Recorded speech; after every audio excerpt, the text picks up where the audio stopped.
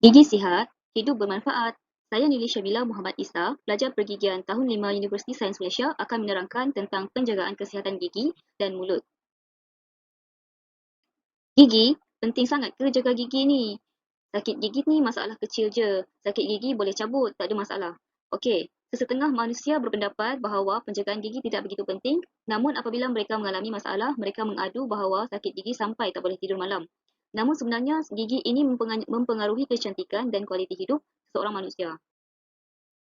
Tahukah anda bahawa 43% daripada rakyat Malaysia mengalami gangguan kualiti hidup kerana sakit gigi dan mulut? Lebih daripada separuh akan mengelakkan untuk bercakap dengan orang lain apabila mempunyai masalah gigi. Mengapa masalah gigi ini boleh berlaku, saya akan jelaskan. Dan masalah gigi dan mulut ni boleh dicegah asalkan anda mendengar apa yang saya katakan selepas ini. Sebelum itu, mari kita mengenali mulut kita dahulu. Mulut ni mempunyai bahagian gusi dan juga bahagian gigi. Setiap manusia akan mempunyai dua set pergigian sepanjang hayat, iaitu gigi susu dan juga gigi kekal. Yang mana gigi susu ini mempunyai 20 batang dan gigi kekal ni mempunyai 32 batang termasuk gigi bongsu. Sebelum itu, mari kita kenali apa yang terdapat di dalam gigi dan juga di dalam gusi ini. Okey, gambar menunjukkan sebatang gigi. Gigi ini terbahagi kepada dua bahagian, iaitu bahagian crown ataupun mahkota gigi yang kita boleh lihat sendiri di dalam mulut kita, iaitu yang berwarna putih. Dan di dalam tulang gigi ini terdapat akar gigi. Akar gigi ini mempunyai saraf dan juga saluran darah lah. Okey, gigi ini terbahagi kepada tiga lapisan. Lapisan pertama adalah yang berwarna putih yang kita boleh lihat sendiri dalam mulut. Kita panggil sebagai enamel. Lapisan kedua adalah dentin dan lapisan ketiga adalah pulpa. Yang mana pulpa ini mengandungi saraf dan juga saluran darah. Okey, seterusnya gambar sebelah kiri ini menunjukkan gusi. Gusi ini berwarna pink kemerah-merahan. Di bawah gusi terdapat tulang gigi yang akan memegang dan menyokong gigi. Sekiranya terdapat masalah gusi, tulang gigi akan surut sehingga menyebabkan gigi bergoyang kerana tidak mampu menyokong gigi lebih lama lagi. Okey, di antara gigi dan gusi ini terdapat satu poket, iaitu kita panggil sebagai poket gusi. Poket gusi ini normalnya berukuran 2 hingga 3 mm. Melebihi 3 mm adalah menandakan seseorang itu mempunyai penyakit gusi. Okey, seterusnya adalah set gigi pertama dalam kehidupan kita adalah set gigi susu. Gigi susu ni kita boleh bahagikan kepada tiga jenis, iaitu gigi kacip yang berwarna hijau, gigi taring yang berwarna merah dan yang berwarna biru adalah gigi geraham untuk mengunyah. Okey, apabila bayi ni berusia dalam 12 bulan macam tu, terdapat dah 8 gigi kacip akan tumbuh di dalam mulut. Manakala apabila bayi berusia 18 bulan, sepatutnya gigi geraham pertama dah mulai tumbuh bagi gigi bahagian atas dan bawah lah. Okey, apabila bayi berusia 3 tahun, sepatutnya dah terdapat 20 batang gigi dalam mulut kanak-kanak itu sendiri. Okey, gigi susu ini akan tanggal dengan sendirinya apabila tiba masanya untuk digantikan dengan gigi kekal. Seperti dalam gambar rajah ini, yang bahagian kanan, terdapat gigi susu geraham dan di dalam tulang ataupun di bawah gigi susu itu terdapat gigi kekal yang baru dalam keadaan saiz kecil. Apabila gigi susu mempunyai akar yang semakin surut dan sepatutnya akan tanggal, ia akan digantikan dengan gigi kekal pada usia tertentu dan gambar yang sebelah kiri ini menunjukkan gigi kekal telah tumbuh dengan sepenuhnya.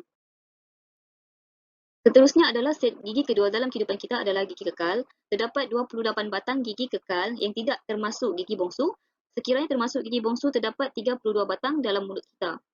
Okey. Apabila berumur 6 tahun, gigi geraham pertama atas dan bawah yang akan mulai tumbuh. Dan pada umur 12 tahun ke atas, sepatutnya gigi geraham kedua atas dan bawah dah tumbuh. Dan sepatutnya dah ada 28 batang gigi kekal dalam mulut seorang manusia apabila berusia 12 tahun. Apabila 17 tahun ke atas, gigi geraham bongsu ataupun gigi geraham yang ketiga tu akan mulai tumbuh. Okay, jadi sekiranya anda mengenal pasti gigi susu masih terdapat dalam mulut anda pada 12 tahun ke atas, silalah berjumpa dengan doktor gigi. Okey, kenapa kita perlu menjaga gigi? Adalah untuk selesa dan cantik. Kalau tak nak jaga, apa akan jadi? Okay, mungkin rakan-rakan anda akan mengatakan bahawa mulut anda berbau. Mengapa berbau? Sebabnya adalah karies gigi ataupun gigi berlubang. Yang kedua mungkin disebabkan oleh penyakit gusi ataupun akhirnya menyebabkan gigi anda berlapis-lapis. Okay, dan kehilangan gigi pada usia yang bagaimana masalah gigi tersebut boleh terjadi hanya dengan tidak menjaga gigi? Sudah tentulah apabila pembentukan plak gigi tidak dibersihkan. Apa maksud plak gigi ini? Satu lapisan yang melekat pada permukaan gigi, hasil pembentukan daripada gula daripada makanan dan juga bakteria. Apabila kita makan makanan manis, gula daripada makanan tersebut akan berinteraksi dengan bakteria. Okey, Dan akhirnya apabila interaksi tersebut melekat pada permukaan gigi dalam tempoh yang lama, ia akan menghasilkan satu lapisan nipis yang kita panggil sebagai plak. Apa akan jadi kalau plak gigi yang melekat ni tidak dibersihkan? Lama-kelamaan, bakteria tersebut akan menghasilkan asid di dalam mulut. Asid di dalam mulut ini, seperti kita tahu, asid sifatnya menghakis. Okey, apabila menghakis, ia boleh menyebabkan gigi berlubang dengan lebih mudah ataupun dalam tempoh yang lama ia akan menyebabkan plak tersebut menjadi semakin tebal dan lama-kelamaan akan mengeras yang kita panggil sebagai karang gigi. Seperti yang ditunjukkan oleh anak panah warna hitam tu, karang gigi ini perlu dibersihkan dan kena berjumpa dengan doktor gigi untuk mendapatkan rawatan scaling ataupun rawatan cucian gigi. Okey, seterusnya asid ini akan menyebabkan gigi berlubang juga ataupun yang kita kenali sebagai karies gigi seperti dalam gambar. Okey, karies gigi ataupun gigi berlubang. Apa karies gigi ni? Macam mana dia boleh berlaku adalah sama seperti tadi yang telah saya terangkan. Karies gigi ini dia bermula daripada permukaan enamel dan apabila tidak dirawat lama-kelamaan ia akan merebak ke dalam dentin dan juga pulpa yang mengandungi saraf dan saluran darah. Sebab itulah apabila pesakit merasa sangat sakit dengan keadaan gigi berlubang, ia menandakan bahawa karies gigi tersebut telah sampai ke bahagian pulpa dan juga dentin. Gambar menunjukkan karies gigi yang sangat besar. Apa akan jadi kalau karies gigi ini tidak dirawat? Okey, ini adalah kronologi bagaimana karies gigi daripada sekecil-kecil gigi yang berlubang akan berakhir kepada karies yang merebak ke dalam saluran akar dan akhirnya menyebabkan gigi dan gusi yang bernanah. Okey, apabila kita biarkan karies gigi ataupun gigi berlubang itu tanpa rawatan, okey, ini adalah contoh. Apabila karies telah sampai ke bahagian akar, ia akan boleh dilihat melalui gusi apabila terhasilnya pembentukan nanah pada gusi ataupun bengkak gusi. Yang mana bakteri daripada akar gigi tersebut telah merebak ke bahagian tisu muka dan muka akan menjadi bengkak. Dan setengah pesakit, terutamanya kanak-kanak, mesti akan mengalami gejala demam. Ini menunjukkan bakteria daripada akar gigi yang telah merebak ke dalam akar gigi sehingga menyebabkan bengkak muka pada bahagian bawah kanak-kanak ini. Sebab itulah, apabila bengkak muka ini tidak dirawat dengan segera, komplikasi seperti jangkitan otak dan sesak nafas boleh berlaku. Okey, seterusnya adalah penyakit gusi. Penyakit gusi semakin popular dalam kalangan Malaysia sebab penyakit gusi ini dia tidak sakit. Sebab itulah jarang orang yang perasan ataupun mengadu sendiri tentang penyakit gusi. Namun begitu, penyakit gusi sangatlah mudah dikenali. Okey, gambar ni menunjukkan satu gambar gigi yang sangat mempunyai banyak plak dan gusi kemerah-merahan. Kita panggil ini sebagai gingivitis ataupun radang gusi peringkat awal. Tanda-tanda penyakit gusi yang pertama adalah gusi bengkak. Kita boleh melihat pengumpulan plak yang sangat tebal dan juga di antara dua gigi itu terdapat juga plak yang menyangkut di antara dua gigi yang sepatutnya adalah ruang yang boleh kita lihat. Dan juga terdapat gusi sekeliling gigi itu berwarna merah seperti dalam gambar ni. Apa yang akan jadi kalau penyakit gusi dibiarkan? Yang pertamanya adalah periodontitis. Periodontitis ini apabila terdapatnya pengumpulan karang gigi yang sangat banyak sehingga menyebabkan gusi mulai surut pada sesetengah gigi dan akhirnya individu tersebut mengalami mulut yang berbau busuk. Apabila periodontitis ini tidak dirawat, ia akan menyebabkan kepada periodontitis kronik yang mana gusi kelihatan semakin rendah dan gigi kelihatan semakin panjang yang mana menyebabkan tulang gigi semakin reput dan gigi akan bergoyang. Apa akan jadi kalau pada peringkat periodontitis kronik ini juga tidak dirawat? Ia akan menyebabkan kehilangan gigi kerana gigi tanggal apabila semakin bergoyang dan perlu digantikan dengan gigi palsu. Sebab itulah pentingnya kita menjaga kebersihan gigi dan gusi sepanjang hayat dan seawal yang mungkin. Okey, apa akan jadi kalau gigi yang hilang itu tidak digantikan? Anda boleh melihat daripada video ini, gigi yang terdapat pada menyebelah gigi itu, gigi yang hilang itu akan mulai condong dan gigi yang atas tu akan mulai turun. Apabila masalah ini berlaku, pesakit akan mengalami kesukaran untuk mengunyah dan juga bercakap. Seterusnya adalah maloklusi. Seperti yang anda lihat dalam gambar, maloklusi adalah gigi yang tidak teratur. Apabila gigi susu yang tenggal terlalu awal disebabkan gigi berlubang, ia akan menyebabkan gigi kekal tumbuh terlalu awal dan mengambil ruang gigi yang lain. Masalah ini boleh dielakkan apabila anda menjaga gigi seawal usia 1 tahun. Okey, untuk orang dewasa yang mengalami masalah ini boleh berjumpa dengan doktor gigi untuk mendapatkan rawatan pendekat gigi. Sekiranya mengganggu fungsi seperti percakapan dan mengunyah makanan. Okey, setelah menerangkan pelbagai masalah gigi yang berlaku, sekarang adalah cara untuk menjaga gigi. Terdapat 4 kunci sahaja untuk memudahkan cara penjagaan gigi ini. Yang pertama adalah diet, yang kedua pembersihan gigi, yang ketiga adalah fluorida dan yang keempat adalah doktor gigi. Okey, kunci yang pertama adalah diet dan pemakanan. Yang pertama, kenalah kurangkan makanan manis dan banyakkan makan makanan seperti sayur-sayuran dan buah-buahan yang mempunyai kemanisan semula jadi.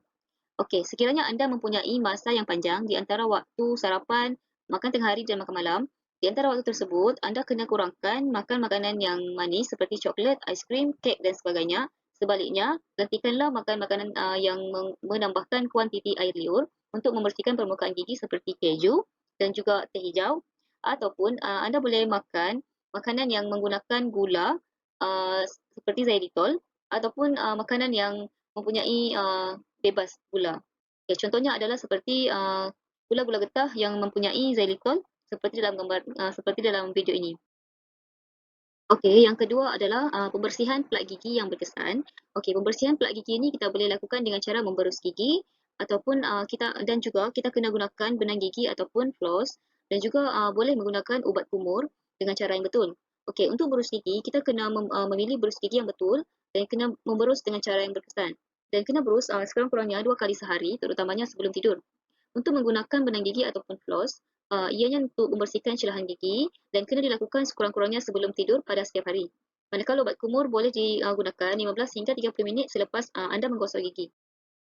Okey, apa yang perlu anda ketahui tentang berus gigi anda? Yang pertamanya, pilihlah berus gigi yang berbentuk tirus, bulu berus yang lembut, dan silalah tukar berus gigi selepas 3 bulan, walaupun waktu 3 bulan itu masih lagi cantik. Tak perlu tunggu sehingga berus gigi itu terlalu haus baru anda nak tukar. Sebabnya ia kurang baik dan kurang efektif untuk membersihkan permukaan gigi.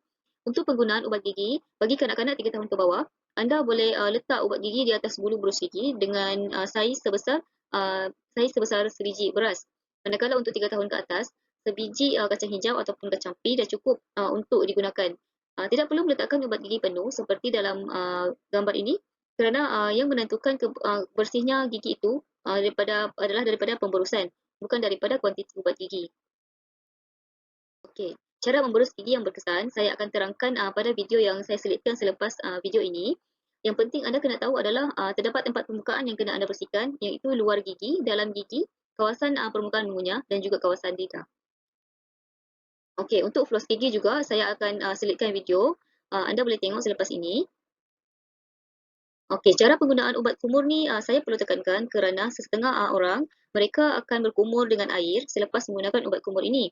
Untuk pengetahuan anda, apabila anda menggunakan ubat kumur, anda tidak perlu berkumur dengan air bersih dan kena tunggu sehingga 30 minit selepas anda berkumur dengan ubat kumur. Hal ini kerana sekiranya anda berkumur sejurus selepas anda menggunakan ubat kumur ini, uh, uh, itu ibarat anda hanya membuang fungsi ubat kumur tersebut di dalam mulut anda.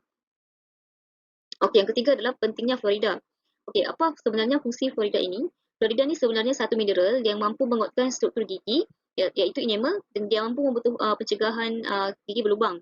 Okey, fluorida ni kita boleh dapati daripada pelbagai ubat gigi, ubat kumur dan juga daripada penyabuan fluorida di klinik gigi yang dilakukan oleh doktor gigi lah. Okey, macam mana anda mengenal pasti ubat gigi tersebut mempunyai fluorida?